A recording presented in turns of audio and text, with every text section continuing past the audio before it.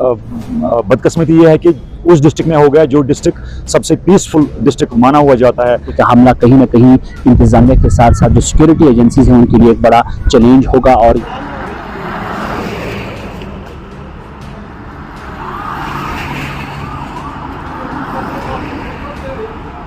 देखा है कि हर कोई लोग नॉन लोकल करते हैं। हमारे लिए तो ये इंसानियत पे हमला है।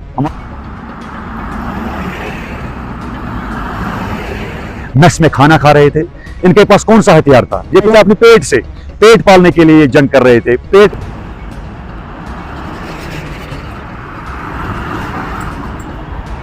क्या हो गया है, वहां पे जो डेड बॉडीज या चाहे जख्मी जो भी हुए थे उनको किसने उठाया?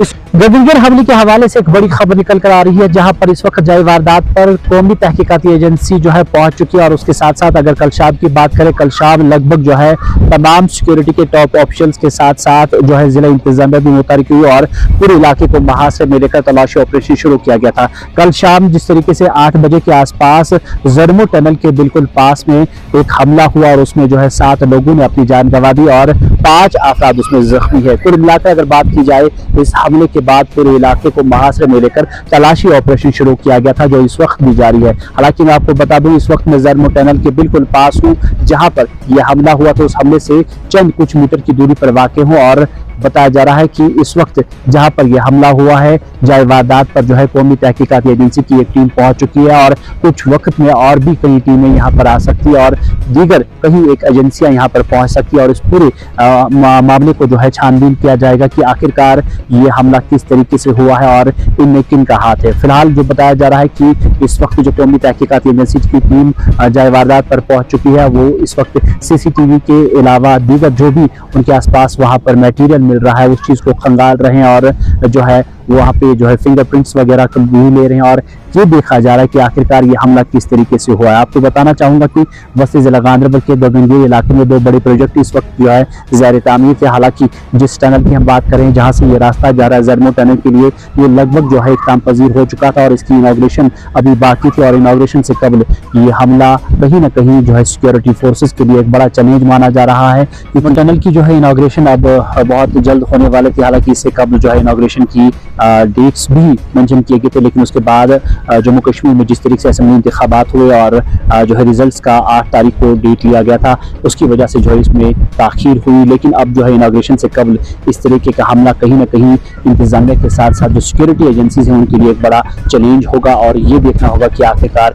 इस हमले में किन का हाथ होगा, क्योंकि कहीं फोर्सेस के लिए एक बहुत बड़ा चैलेंज होगा। क्योंकि कल रात देर के जो हमला हुआ उसमें जो है एक लोकल डॉक्टर के समेत 6 अफराद ने अपनी जान गंवा दी है। कुल मिलाकर 7 लोगों ने जाने अपनी गंवा दी है और उसके साथ साथ जो इस टनल में काम करने वाले मजदूर थे उनमें 5 अभी भी जख्मी है, जिनमें 2 लोकल्स और 3 नॉन लोकल्स बताए जा रहे हैं। कहीं ना कहीं सिक्योरिटी फोर्सेस के लिए एक बहुत बड़ा चैलेंज होगा और कौमी तहकीकाती एजेंसी की टीमों के अलावा दीगर कई टीमें भी यहाँ पर आ सकती है और इस पूरे जो मामला है उसको खंगाल सकती है। फिलहाल के लिए दीजिएगा मुझे यही पे इजाजत। आपके साथ थोड़ी देर के बाद तफसीली रिपोर्ट लेकर मिलता हूँ, तब तक के लिए अलानी के बाद। ये जो कल यहाँ पे गगनगिर में जो ये अफसोसनाक वाक़या पेश आया है, इस पे हम बड़े कंडम करते हैं इस पे कि ऐसा वाक़यात आइंदा पेश नहीं आना चाहिए, क्योंकि ये सबसे बड़ी बदकिस्मती ये है कि उस डिस्ट्रिक्ट में हो गया जो डिस्ट्रिक्ट सबसे पीसफुल डिस्ट्रिक्ट माना हुआ जाता है J&K में।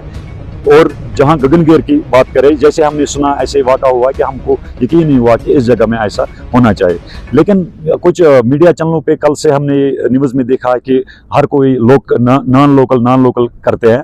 हमारे लिए तो ये इंसानियत पे हमला है। मैं जब तक मेरा सोच है ये मजदूरों पे हमला हुआ है, चाहे वो लोकल की बात करो चाहे नॉन लोकल की बात करो। इसमें चाहे हमारे वो डॉक्टर साहब जो बड़गांव में रहता है, क्या वो लोकल नहीं है?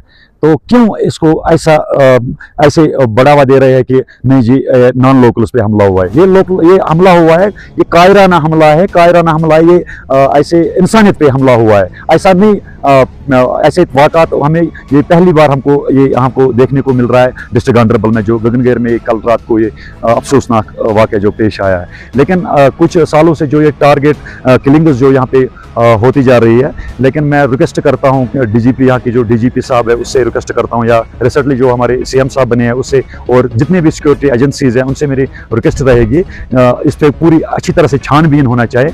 ऐसा नहीं होना चाहिए कि आइंदा के ये क्यों हो गया यहाँ पे और उस जगह पे हो गया। अभी मैं पहले भी कह चुका हूँ जहाँ पे ऐसा हमने कभी कंसेप्ट ही नहीं था कि इस जगह पे ऐसे ये वाक़ात पेश आए। लेकिन आखिरकार मैं उनको भी ये मैसेज देना चाहता हूँ जिन्होंने ये किया है, मैं उनको ये कहना चाहता हूँ, क्या मिला आपको इन गरीबों को, इन निहत्तियों को मार कर, और 7 बंदूकों, और आपको क्या आपके हाथ कांपे नहीं तब जब ये मेस में खाना खा रहे थे?